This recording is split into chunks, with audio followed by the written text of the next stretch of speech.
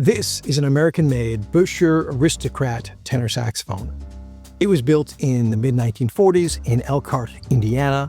This is a great playing saxophone. It looks very cool, plays incredibly well in tune, and has a beautiful tone.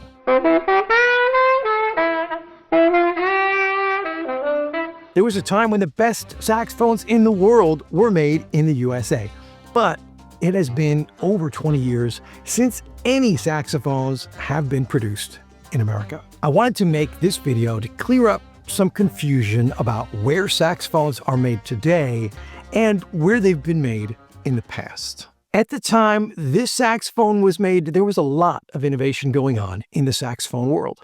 Companies were trying different gimmicks and mechanical configurations in an attempt to win market share from their competitors. On this particular saxophone, the Buescher company had these special gold-plated Norton springs that screw into place. They also had these unique snap-in resonators.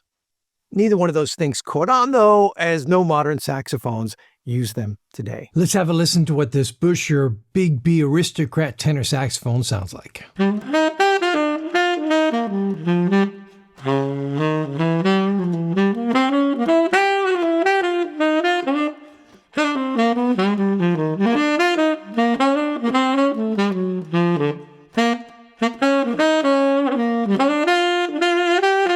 Another U.S. saxophone maker, Kahn, had a patented tuning mechanism on their horns and offered rolled tone holes. The Martin Band Instrument Company sold saxophones that had soldered-on tone holes, and saxophones made by King featured these socket necks. With the exception of a recent revival of rolled tone holes on a small number of saxophones, none of those gimmicks survived. Around the same time, in France, the Selmer company came up with a simple idea for improving the ergonomics of their saxophones. Previously, all saxophones had their tone holes arranged in a straight line along the body tube.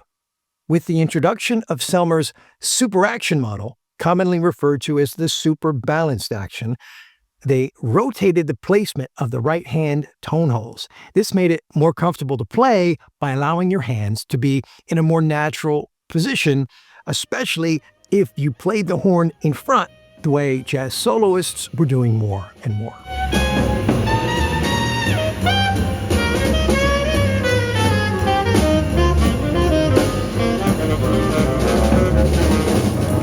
Pretty much every modern saxophone designed since uses this offset key configuration.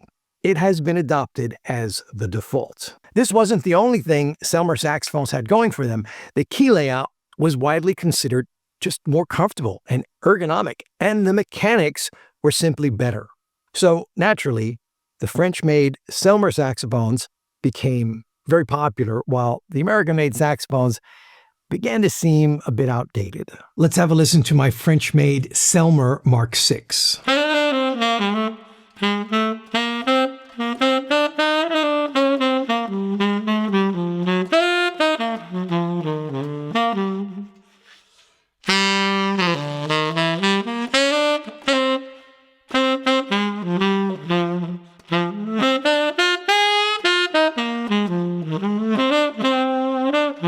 Now, the mouthpiece I'm playing on is made in the USA.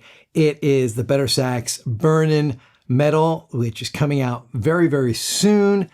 It sounds great on a vintage American-made saxophone. It sounds great on a vintage French-made saxophone. I'll tell you guys more about this amazing mouthpiece when it does get released. Now back to our story. Now, instead of trying to compete with Selmer Paris and build an even better saxophone, something very different happened. And this is where the story gets a bit confusing, so we have to back up about 60 years. In the late 1800s, two brothers from France, Henri and Alexandre Selmer, started a company selling clarinets and reeds in Paris. Henri stayed in Paris, and his brother moved to New York, where he opened a store selling their instruments. Years later, they sold the American division of their company, which became Selmer USA. Selmer USA was a completely separate entity from Selmer Paris, who makes the saxophones. But to make things confusing, Selmer USA was the distributor for Selmer Paris. That means they would import the instruments from France and sell them to the US and Canadian markets. Around the same time that Selmer Paris saxophones were becoming extremely popular and taking away market share from American saxophone manufacturers, Selmer USA began buying out their local competitors. In 1963, they acquired Buescher and used the facilities to focus on building lower-cost student-level instruments, which were selling well and were profitable. Since they were the distributors for the now professional gold standard Selmer Mark VI, they didn't try to compete with it. Instead, they put their efforts into marketing the French-made saxophones and selling more and more of them. The Kahn Company was also suffering declining sales, and rather than attempt to innovate their pro saxophone line